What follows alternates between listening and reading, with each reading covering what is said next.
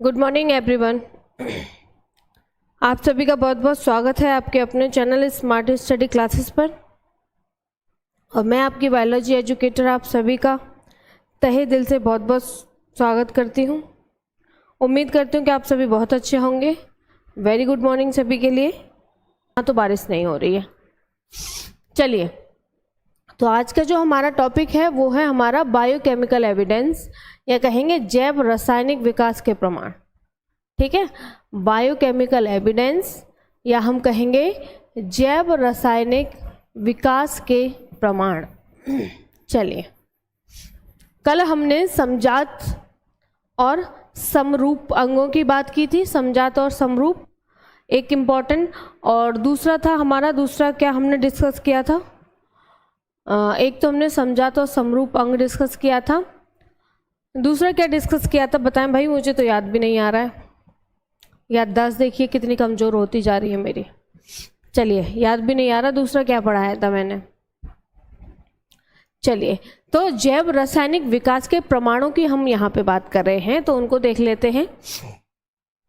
विभिन्न जंतुओं के शरीर की संरचना तथा जीव रासायनिक के अध्ययन से पता चलता है कि सभी जंतुओं में समानताएं पाई जाती हैं। ठीक है, किससे पता चल रहा है? उनकी शरीर की संरचना, या कहेंगे जो जीव संरचना है, जो या कहेंगे जीव रासायनिक जो संरचना है, उससे पता चलता है कि जो शारीरिक संरचना है उसमें क्या है, समानता दिखाई दे रही है। किस किस वजह से?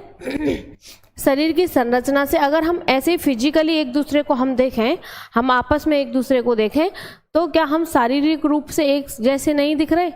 दिख रहे हैं। सबके पास वही 2 हाथ 2 पैर, एक खोपड़ी है कि नहीं, एक दिमाग सबके पास है। तो शारीरिक रूप से तो हम समान हैं ही हैं, लेकिन जीव रासायनिक के अध्ययन से पता चलता है।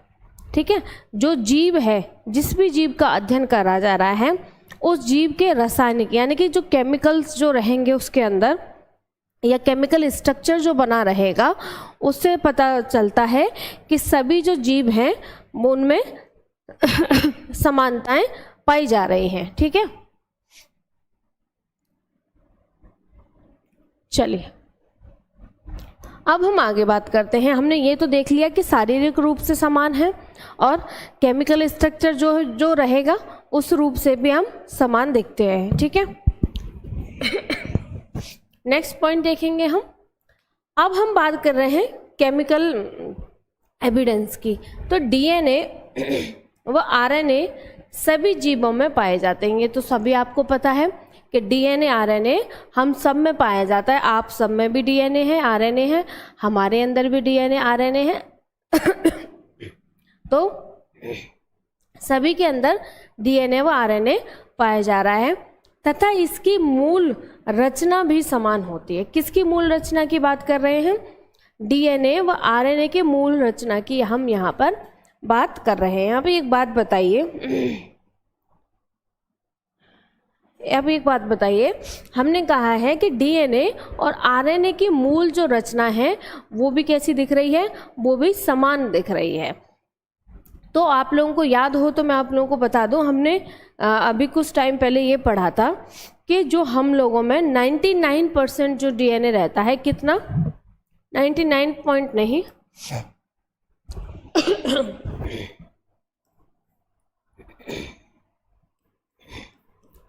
डीएनए हमने अभी कुछ टाइम पहले पढ़ा था। 99.9% हम सब में डीएनए कैसा रहता है? इक्वल रहता है, समान रहता है। ठीक है, सिर्फ कितना डीएनए, कितना? 0.01% जो रहेगा वो कैसा रहता है? वो डिफरेंट रहता है। ठीक है, अब हम कह रहे हैं, यहाँ पे हमने क्या कहा है कि डीएनए व आरएनए की संरचना जो है वो कैसी है? उसकी मूल संरचना भी सभी जीवों में कैसी है? समान है। अब एक बात बताइए, जब हम में, मतलब मेरे में, आप में, और जितने भी ह्यूमंस हैं उनकी हम यहाँ पे बात कर रहे हैं, सब में जो डीएनए का अमाउंट है, या कहेंगे जो डीएनए का स्ट्रक्चर है, वो 99.9% कैसा है? समान है। वैसे ही आरएनए का कैसा है, समान है। तो इसीलिए यहाँ पे कहा गया है कि डीएनए व आरएनए सभी जीवों में पाए जाते हैं, सभी जीवों में पाया जा रहा है, तथा इनकी मूल संरचना भी कैसी रहती है, तथा इनकी मूल संरचना भी समान होती है। मूल संरचना का क्या मतलब है भाई, हमने मान लीजिए ये वाला डीएनए बना लिया, ठीक है।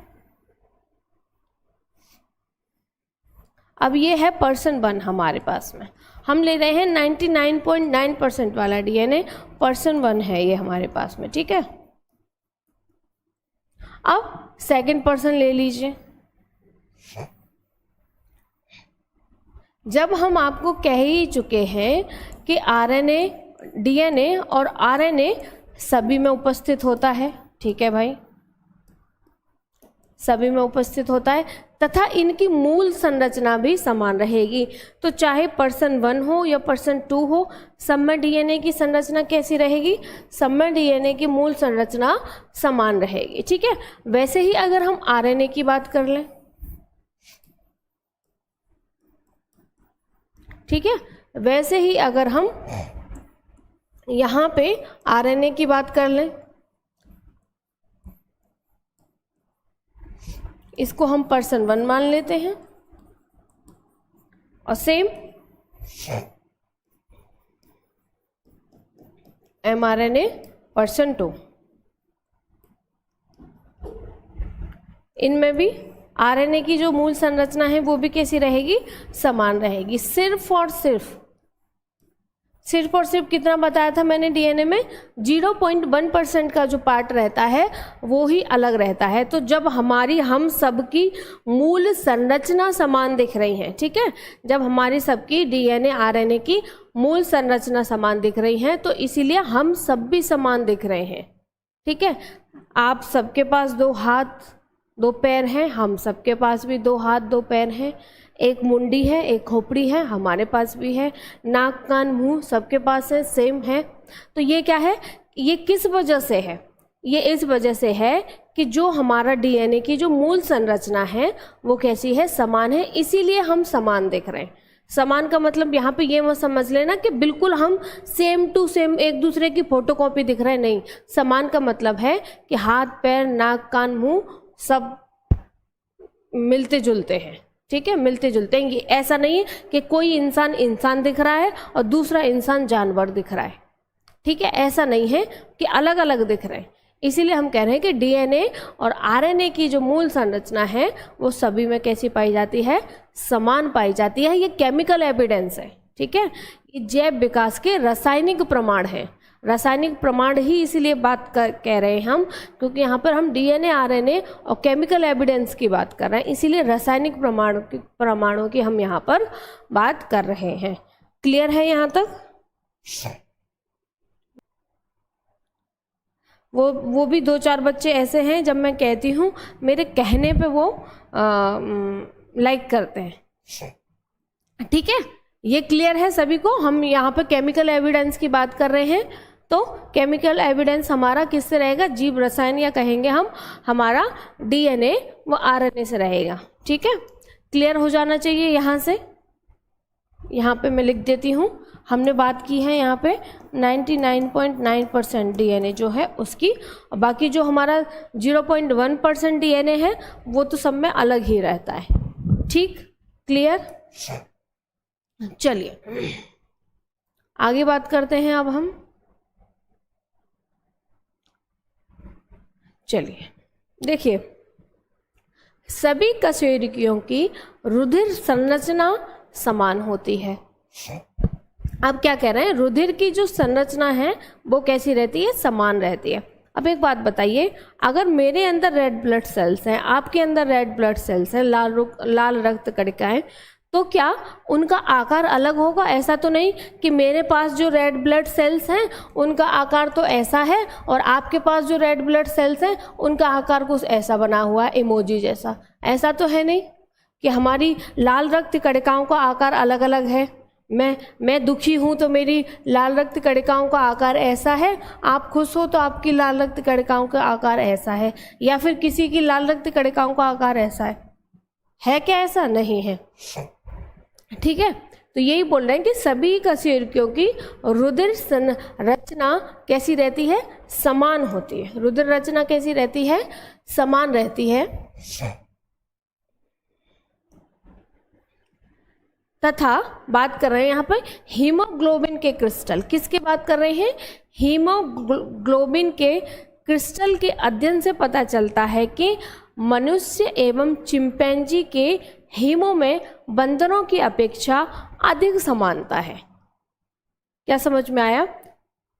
पहले हम कह रहे हैं कि कशेरुकियों की रुधिर संरचना यानी कि जो हमारी ब्लड सेल्स हैं आरबीसी और डब्ल्यूबीसी, उनसे पता चलता है कि हम सब में क्या है? समानता है। ठीक है, या कहेंगे रुधिर संरचना जो है वो हमारी कैसी है? समान है। हम सबके अंदर जो ब्लड सेल्स का जो शेप और साइज है वो कैसा पाया जा रहा है? समान पाया जा रहा है। ठीक है, यानी कि मेरे अंदर जो वाइट ब्लड सेल्स और रेड ब्लड सेल्स हैं सेम आपके अंदर भी हैं, सेम आपके क्लासमेट के, सेम आपके पड़ोसियों के अंदर भी हैं। ऐसा नहीं कि हमारे अंदर गोल हैं उनके अंदर चौकोर हों, चार कोने वाली रुधिर संरचना हो, ऐसा तो हो नहीं सकता। या बताइए किसी की इमोजी वाली, कोई भी इमोजी वाली रुधिर की संरचना हो, ऐसा हो सकता है? हीमोग्लोबिन के क्रिस्टल जो हैं, हीमोग्लोबिन के क्रिस्टल के अध्ययन से पता चलता है कि यानी कि जो हमारे अंदर हीमोग्लोबिन पाया जाता है, हीमोग्लोबिन चेक कराते हैं हम ब्लड में हीमोग्लोबिन चेक कराते हैं। डॉक्टर कहता है हीमोग्लोबिन चेक करा लीजिए, खून कितना है, खून की अमाउंट कितना है, खून की मात्रा कितनी है, वो चेक करा लीजिए। ठीक है, तो हीमोग्लोबिन के क्रिस्टल के अध्ययन से पता चलता है कि मनुष्य एवं चिंपैंजी के, यानी कि मनुष्य और जो चिंपैंजी है, सभी जानते हैं चिंपैंजी, मनुष्य एवं चिंपैंजी के हीमो में बंदरों की अपेक्षा अधिक समानता है। यानी कि हम अपना कंपैरिजन अगर बंदरों से करें तो बंदरों के कंपैरिजन में मनुष्य और जो चिंपैंजी हैं उनके हीमोग्लोबिन की जो क्रिस्टल, हीमोग्लोबिन के जो क्रिस्टल हैं उनकी संरचना आपस में काफ़ी मिलती जुलती है कंपैरिजन टू मंकी। ठीक है, कंपैरिजन टू बंदरों के कंपैरिजन में चिंपैंजियों से ज़्यादा मिलती जुलती है। ठीक है, ये केमिकल एविडेंस है सब। ऐसा नहीं कि जो इमोजी आप लोगों के फ़ोन में दे रखी है ऐसी हो, ऐसी किसी की नहीं होगी। ठीक है, चलो हंसी मजाक की बात अलग है। चलिए अब हम बात करते हैं अनुकूली विकिरण की। किसकी बात कर रहे हैं? अनुकूली विकिरण की बात कर रहे हैं। अनुकूलन क्या होता है? अनुकूली विकिरण पढ़ने से पहले हमको ये जानना ज़रूरी है कि अनुकूलन होता क्या है, अडेप्टेशन क्या होता है।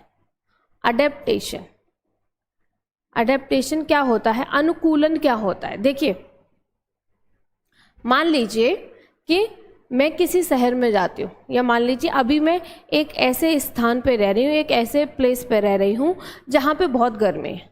ठीक है, जहाँ पे क्या है, बहुत ज़्यादा गर्मी है। अब मुझे अचानक से, क्योंकि मैं यहीं पे पली बड़ी हूँ ऐसी जगह पे जहाँ पे गर्मी काफ़ी पड़ती है, तो क्या है, मैंने यहाँ का जो एनवायरनमेंट है मेरी बॉडी ने उसको अडेप्ट कर लिया है। ठीक है, मेरी बॉडी ने क्या किया है, मेरी बॉडी ने यहाँ के जो एनवायरनमेंट है उसके अकॉर्डिंग अपने आप को अडेप्ट कर लिया है। यानी कि अगर बहुत गर्मी है तो भी जो हमारा शरीर है उसको झेल रहा है, सर्दी पड़ती है तो भी झेल रहा है, बारिश हो रही है, बारिश की वजह से उमस हो रही है तो भी शरीर उसको आसानी से झेल रहा है। क्यों? क्योंकि जो हमारा बॉडी है, हमारा जो स्ट्रक्चर है शरीर का, उसने इस माहौल को, या कहेंगे इस इन्वायरमेंट को क्या कर लिया है, अडेप्ट कर लिया है। या ये भी कह सकते हैं हम हिंदी में कहें तो कि हमारे शरीर ने अपने आप को अनुकूलित कर लिया है, या अपने आप को वातावरण के प्रति अनुकूलित कर लिया है, या वातावरण के प्रति अनुकूलन में ढाल लिया है। ठीक है, ठीक है, ये हो गई कि हम यहाँ पे रह रहे हैं ऐसा। अब अचानक से हमको ऐसी जगह पर भेज दिया जाए। ठीक है, आप सब भी, मैं उम्मीद करती हूँ ऐसे जैसे हम रह रहे हैं नॉर्मल, वैसे ही जगह पे रह रहे हैं जहाँ पे सर्दी पड़ती है, गर्मी पड़ती है, बारिश होती है, सब हर मौसम देखने को मिलता है। अब आप खुद सोच के देखिए, अचानक से आपको एक ऐसे स्थान पे भेज दिया जाए जहाँ पर सिर्फ और सिर्फ ऑल टाइम साल के जो 12 महीने हैं वहाँ पे हर टाइम बर्फ़ पड़ती हो, भयंकर वाली बर्फ़ पड़ती हो, आपको वहाँ भेज दिया जाए कि अब आपको यहाँ रहना है, यहाँ पे सरवाइव करना है आपको, तो बताइए आपकी बॉडी वहाँ पे कैसे काम करेगी। देखिए, अगर हमको ऐसे स्थान पर छोड़ दिया जाए अचानक से, तो हम पहले तो वहाँ पे बीमार पड़ जाएंगे जाते ही, ठीक है। हो सकता है कि बहुत ज़्यादा बीमार पड़ जाए, सरवाइव करने की नौबत ही ना आए, उससे पहले हमको निपटा के भेज दिया जाए। क्यों? क्योंकि हमारा जो शरीर है वो उस माहौल के अकॉर्डिंग, उस मौसम के अकॉर्डिंग अडेप्ट नहीं हो पा रहा है, ठीक है। अब वहाँ पे जो कुछ लोग पहले से रहते होंगे उनके शरीर को आदत है, ठीक है, कि वो ऐसा माहौल झेल लेते हैं। अब जब किसी नए पर्सन को भेजा जाएगा उसको टाइम लगेगा, पहले वो बीमार पड़ेगा, कम बीमार, ज़्यादा बीमार, जो भी होगा, तो उसके बाद में धीरे धीरे वहाँ का जो वातावरण है उसको अडेप्ट करेगा। एकदम से बर्फ़ में भेज दिया है आपको, तो वहाँ के माहौल को क्या करेगा, शरीर जो है वहाँ के माहौल के अकॉर्डिंग धीरे धीरे, एकदम से नहीं, धीरे धीरे अपने आप को वहाँ पर ढालेगा, ठीक है। तो ये जो ढालना होता है इसी को हम कहते हैं अडेप्टेशन, या कहते हैं हम अनुकूलन। यानी कि किसी भी मौसम या किसी भी माहौल के अकॉर्डिंग अपने आप को वहाँ पर ढाल लेना, उसी को हम अडेप्टेशन कहते हैं। यानी कि वहाँ का जो माहौल है उसको अडेप्ट कर लेना, उसको स्वीकार कर लेना, उसको मान लेना, उसी को हम अडेप्टेशन कहते हैं, हिंदी में कहते हैं अनुकूलन, ठीक है। 2 नंबर में क्वेश्चन पूछा जाता है अडेप्टेशन का, नोट डाउन कर लेंगे, ठीक है। 2 नंबर में पूछा जाता है अडेप्टेशन, अनुकूलन। मैंने बताया है सिंपल सी भाषा है, ऐसे ही याद रखना है आप लोगों को, ठीक है, ठीक है।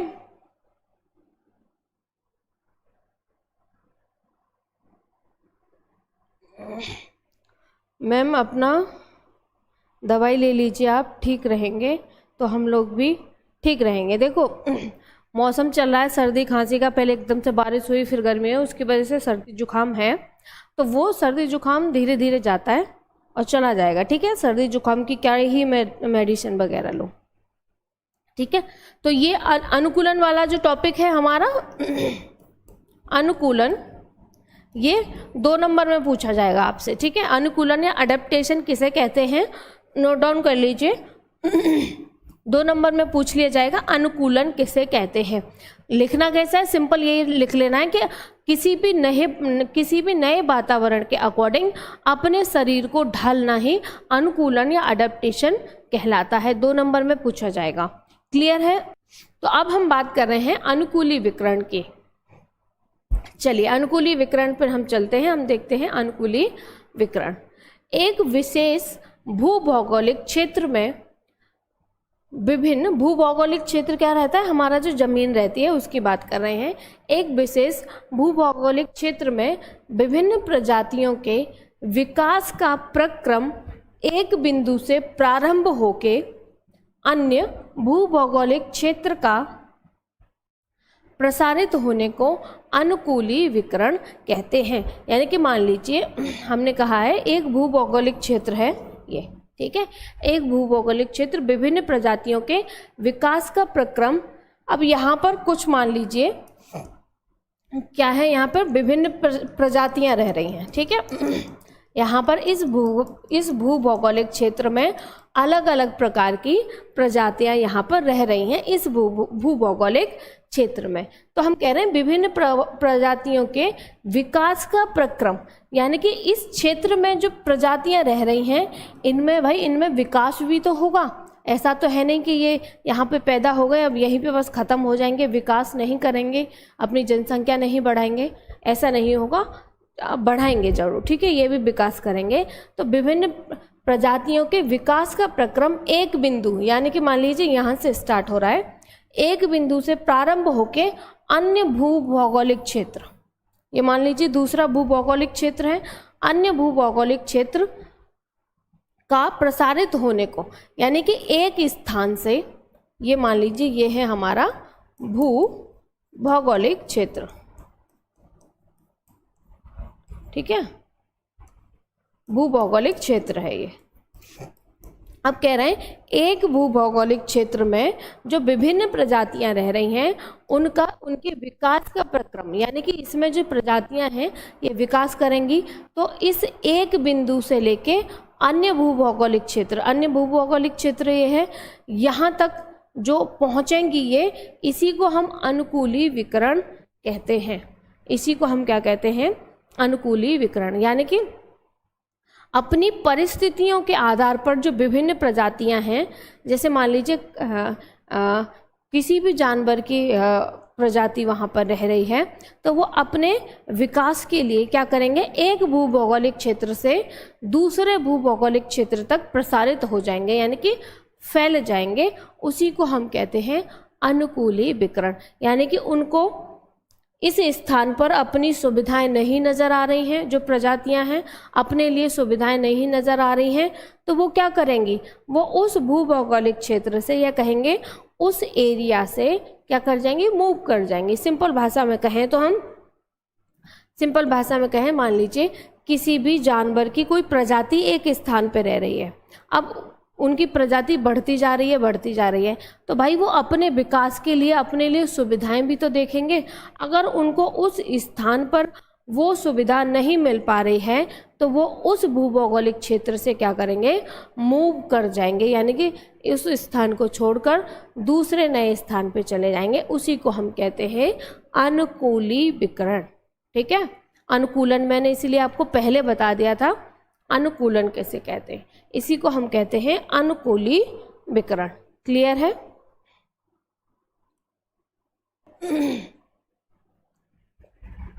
चलिए, हाँ, इसका हमारा एग्जाम्पल भी था। एग्जाम्पल है हमारा, इसका नीचे दे रखा है डार्विन फिंच। ठीक है, इसका एग्जाम्पल दे रखा है, एग्जाम्पल है इसका हमारा डार्विन फिंचेस। ठीक है, इंपॉर्टेंट पॉइंट है डार्विन फिंच, इंपॉर्टेंट। ठीक है, डार्विन फिंचेस जो है, ये टॉपिक जो है इंपॉर्टेंट है। चलिए देखो, वैसे तो ये जो हमारा चैप्टर है ये सारा कैसा है, थ्योरेटिकल है। ठीक है, पूरी इसमें थ्योरी भरी पड़ी है सारी की सारी। आप लोग भी वैसे परेशान हो जाते हो ना, क्या मैम आप डायग्राम बनाती रहती हो, क्या मैम आप हर टाइम डायग्राम बना बना के हमको समझाती रहती हो। लीजिए, अब इसमें थ्योरी आती जा रही है, जबकि मैं आप लोगों को बताऊं, जिस चैप्टर में डायग्राम नहीं हो तो वो चैप्टर मैं अपने अकॉर्डिंग बता रही हूँ, मुझे तो इंटरेस्टिंग लगता नहीं है। ठीक है, अब इस चैप्टर में सिर्फ क्या है, थ्योरी ही थ्योरी है। थ्योरी पढ़ते जाइए, राम कथा पढ़ते चले जाइए, लिखते चले जाइए। आपके बोर्ड एग्जामिनेशन में भी आएगा डार्विन फिंच, लिखते चली जाइए। अब इसमें डायग्राम के लिए कुछ है, कुछ नहीं है। क्या बना के आओगे, जो चिड़िया हैं जो उनकी फिंचेस बना के आओगे? नहीं। तो मेरे अकॉर्डिंग मानोगे तो, अगर मुझे इंटरेस्ट नहीं आता जिसमें डायग्राम ना हो। ठीक है, चलिए, डार्विन फिंचेस की हम यहाँ पर बात कर रहे हैं, तो दक्षिण अमेरिका की बात कर रहे हैं। कहाँ की हम बात कर रहे हैं? दक्षिण अमेरिका की बात कर रहे हैं।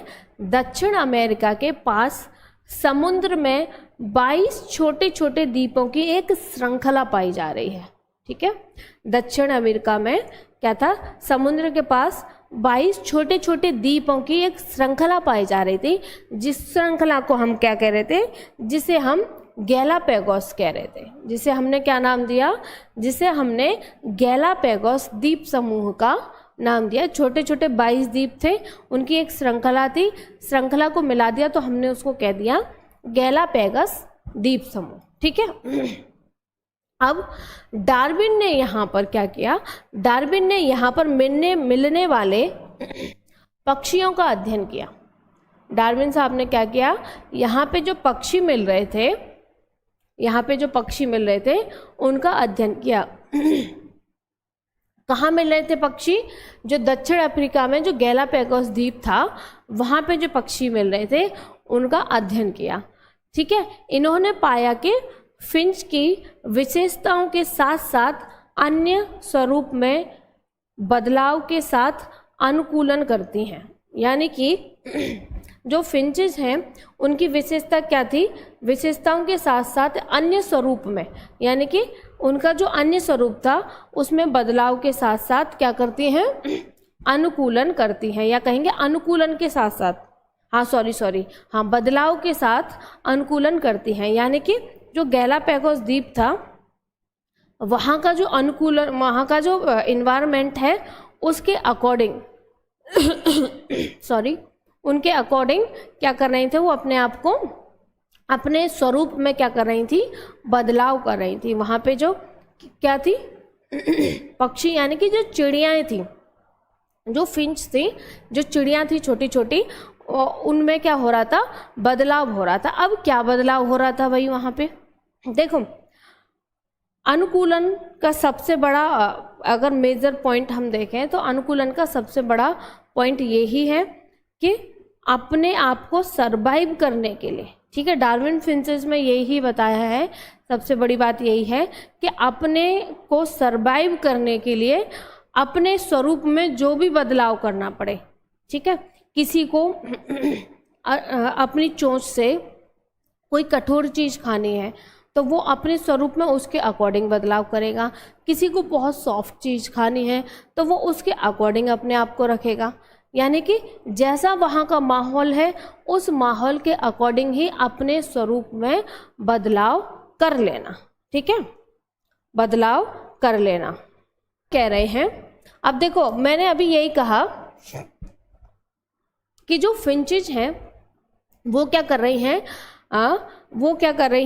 वो यहाँ के वातावरण के अनुसार, या कहेंगे वातावरण में जो खाद्य पदार्थ हैं, जो वनस्पति हैं, उसके आधार पर अपने आप में परिवर्तन कर लेना।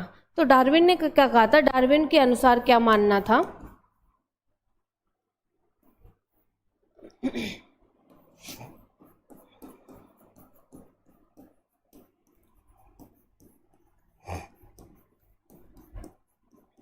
डार्विन के अनुसार, डार्विन का मानना था कि जो फिंचेस जो हैं, या कहेंगे जो इन द्वीपों में पाए जाने वाले जो पक्षी हैं, वो क्या कर रहे हैं, इन द्वीपों में पाए जाने वाले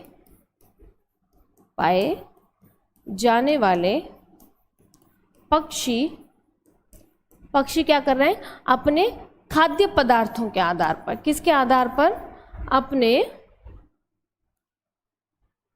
अपने खाद्य पदार्थों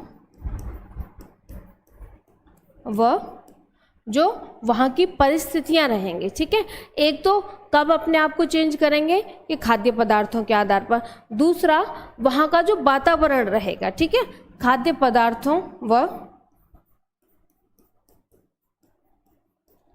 वातावरण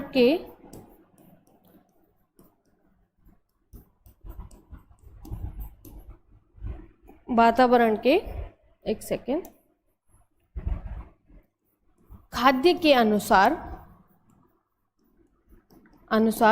अपने आप में परिवर्तन कर लेना, ठीक है, खाद्य के अनुसार अपने आप में परिवर्तन कर लेना, ठीक है, ये रहता है। यही मैंने आप लोगों को अभी बताया था कि उनको अपने अकॉर्डिंग, अगर उनको कोई हार्ड चीज़ खानी है, वहाँ के वातावरण में मान लीजिए कोई ऐसा खाद्य पदार्थ है जिसको खाने के लिए बहुत मेहनत करनी पड़ रही है, ठीक है, तो वो उसके अकॉर्डिंग अपने आप को बनाएंगे। अगर वहाँ के वातावरण में कुछ ऐसी चीज़ें मिल रही हैं जो काफ़ी सॉफ्ट हैं, आसानी से खाई जा सकती हैं, तो उसके अकॉर्डिंग फिर वो अपने आप को बनाएंगे। यानी कि जैसा वहाँ का वातावरण है उसी वातावरण के अनुसार वो क्या करेंगे, अपने आप को अडेप्ट कर लेंगे, ठीक है। उनका भी देंगे कि मान लीजिए किसी बच्चे का नया नया एडमिशन हुआ है आपकी क्लास में, ठीक है, आप तो भाई डेली जाते हैं, डेली आप स्कूल जाते हो, आप बचपन से मान लीजिए उसी स्कूल में पढ़े हो, तो आपको आप उस स्कूल की नस नस से वाकिफ़ होगी कि यहाँ पर क्लासरूम है, यहाँ पे हम छोटे थे फर्स्ट क्लास थी हमारी, जब हम फर्स्ट में थे तब की क्लास थी, 5th में थे या 10th में थे या 11th में थे, अब हम 12th में हैं।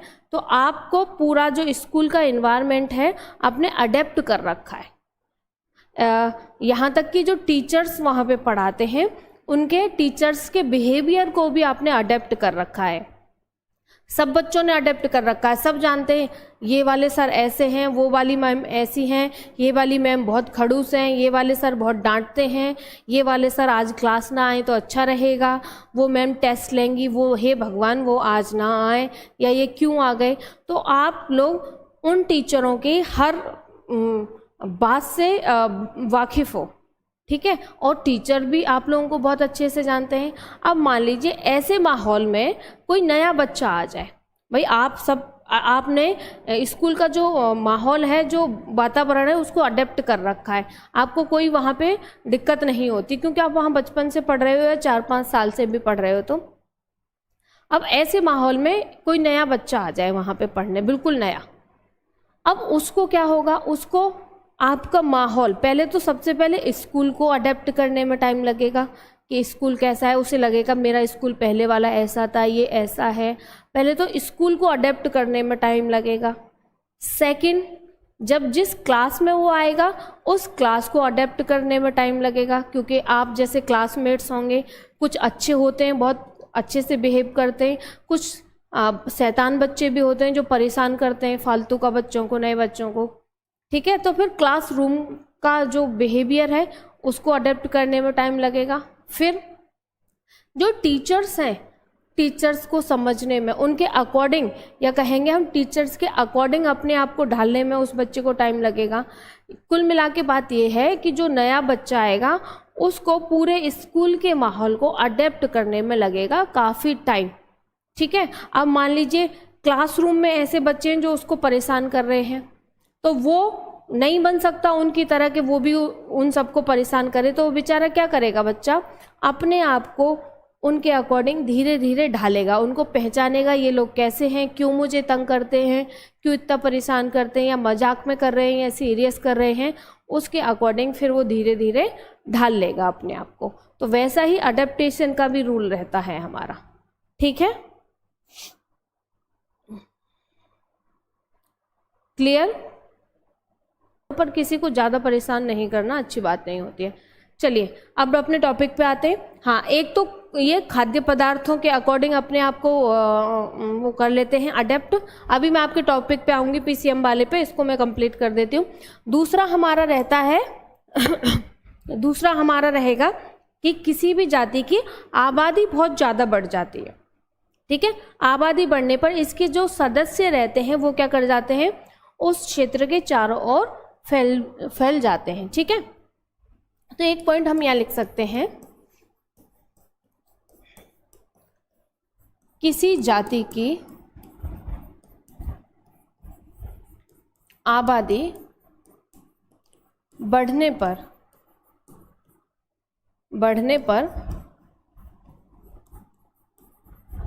उसके सदस्य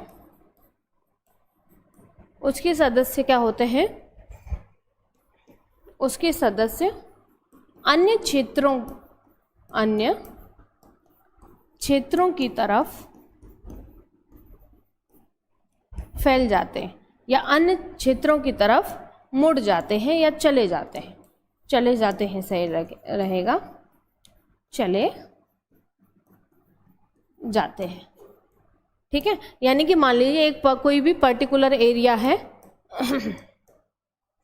मान लीजिए ये कोई एक पर्टिकुलर एरिया है, अब यहाँ पर जो कोई भी मान लीजिए जीव हैं उनकी संख्या फिलहाल इतनी है, ठीक है, फिलहाल इतनी है। मान लीजिए कोई भी क्षेत्र है और ये क्या है, कोई भी जीव, मान लीजिए जीव, फिलहाल उनकी संख्या इतनी है बस यहाँ पर। अब इस क्षेत्र के अकॉर्डिंग ये अच्छे से यहाँ पे सरवाइव कर पाएंगे, ठीक है, क्योंकि एरिया ज़्यादा है, जीव कम है, अच्छे से अपना फैल फूट के रहेंगे, मज़े से अपना जीवन यहाँ पर यापन कर पाएंगे। अब मान लीजिए इनकी संख्या यहाँ पर बढ़ जाती है बहुत ज़्यादा, यहाँ पे इनकी संख्या, ये मैंने अलग कलर से बनाया है, इनकी संख्या यहाँ पर बहुत ज़्यादा बढ़ जाती है। तो बताइए कि क्या ये यहाँ पे अब सर्वाइव कर पाएंगे? नहीं भाई, रहने खाने में दिक्कत रहेगी। सबसे मेन पॉइंट जो रहता है वो रहता है इनका जो खाद्य पदार्थ रहता है उसकी पूर्ति यहाँ पर नहीं हो पाएगी। जब खाद्य पदार्थ की पूर्ति नहीं हो पाएगी तो ये क्या करेंगे, यहाँ से कुछ, सारे नहीं, यहाँ से कुछ सदस्य जो हैं, यहाँ से कुछ सदस्य नया जो हमारा स्थान रहेगा वहाँ पर मूव कर जाएंगे। ठीक है, कुछ सदस्य क्या करेंगे, नए स्थान पर यहाँ पर मूव कर जाएंगे। तो फिर क्या करेंगे, ये सदस्य जब यहाँ पर मूव कर जाएंगे तो इस क्षेत्र के अकॉर्डिंग अपने आप को ढाल लेंगे। ठीक है, अपने आप को इस क्षेत्र के अकॉर्डिंग अनुकूलन कर लेंगे, अनुकूलन कर लेंगे अपने आप में इस क्षेत्र के अकॉर्डिंग। ठीक है, इसी को अडेप्टेशन कहते हैं। कुछ खाद्य पदार्थ की वजह से कुछ बहुत ज़्यादा सदस्यों की संख्या बढ़ जाती है, इस वजह से माइग्रेट कर जाते हैं वहाँ से। ठीक है, एक स्थान से दूसरे स्थान पर चले जाते हैं।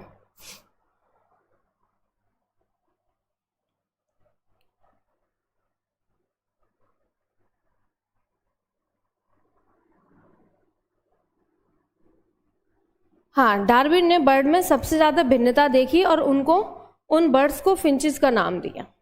होंगे तो अच्छा, आप कहना चाह रहे हैं कि अगर यहाँ पे पहले से कुछ होंगे तो देखो, माइग्रेशन इनका मूव करने का मतलब होता है। हाँ, सही क्वेश्चन पूछा आपने। मैंने कहा है कि यहाँ से कुछ सदस्य यहाँ पर मूव कर जाएंगे नए क्षेत्र में। अब इन्होंने पूछा है कि मैम पहले से भी तो यहाँ पे कुछ होंगे। ठीक है, अगर यहाँ पे देखेंगे, देखो ऐसा नहीं कि यहाँ से सारे के सारे सदस्य आके नए क्षेत्र में चले जाएं, नहीं, कुछ जाएंगे, कुछ जाएंगे। अब जब यहाँ पे कुछ चले जाएंगे तो यहाँ पे भी तो स्पेस बच जाएगा, यहाँ पे भी स्पेस बचेगा तो यहाँ पे भी नए कुछ आ जाएंगे। वैसे ही यहाँ पे जैसे नए क्षेत्र में जाएंगे तो जरूरी नहीं है कि यहाँ पर सदस्यों की संख्या बहुत ज़्यादा हो और ये भी जरूरी नहीं है कि कम हो, दोनों ही बात हो सकती हैं।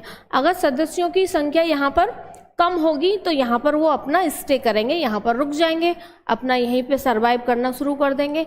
अगर उनको दिखेगा कि इस क्षेत्र में भी, ये जो नया क्षेत्र है यहाँ पे भी सदस्यों की संख्या बहुत ज़्यादा है, तो फिर वो यहाँ से और माइग्रेट कर जाएंगे आगे को, यानी कि यहाँ से और आगे चले जाएंगे। जिस क्षेत्र में देख लेंगे, वो अपने अकॉर्डिंग देखते हैं भाई, जानवरों में भी दिमाग होता है। ठीक है, वो भी अपने अकॉर्डिंग देखेंगे, जहाँ उनको लगेगा कि हाँ इस क्षेत्र में वो अच्छे से सरवाइव कर पाएंगे, वो उस क्षेत्र में ही माइग्रेट करेंगे, नहीं तो नहीं करेंगे। ठीक है, क्लियर है? स्नेहा सिंह, चलिए नीट का कुछ बताओ मैम। तो इस टॉपिक पे हम कल डिस्कशन कर लेंगे, बाकी आप लोग और भी जो भी पूछना हो आपको वो बता देना। ठीक है, चलो तो आज के सेशन को करते हैं हम ये ख़त्म। मुझे उम्मीद है कि आप लोगों को सेशन पसंद आया होगा। कमेंट करके ज़रूर बताना सेशन आप लोगों को कैसा लगा, और जिन्होंने भी अभी तक लाइक शेयर नहीं किया है वो लाइक शेयर कर दें। कल मिलते हैं नेक्स्ट टॉपिक के साथ में, तब तक के लिए बाय बाय, टेक केयर।